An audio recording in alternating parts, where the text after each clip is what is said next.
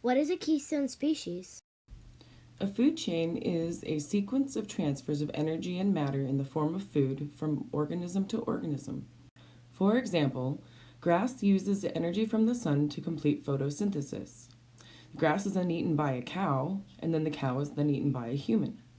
However, the transfer of energy in an ecosystem is much more complex and not linear. Food chains form interlocking and interdependent systems called food webs. So, what do food webs have to do with keystone species?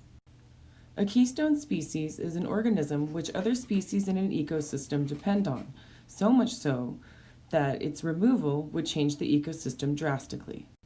Here are some examples. Mice consume plants that compete for resources with wildflowers that butterflies depend on. If you remove the mice from the ecosystem, the plants would overtake the flowers, removing an important food source for butterflies, who are also pollinators. Sea otters are also considered a keystone species. Sea otters eat sea urchins, who graze on kelp. If you remove the otters from the ecosystem, the urchin population increases and they overgraze the kelp.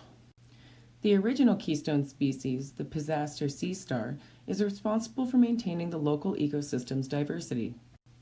When Pisaster sea stars are removed from the ecosystem, the mussel population expands, pushing other species out of the habitat. So pink salmon must be a keystone species. They definitely are.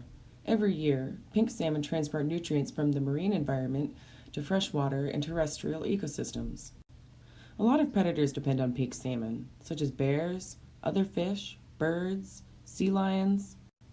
After spawning, salmon carcasses are eaten by insects, worms, and are decomposed by bacteria and fungi.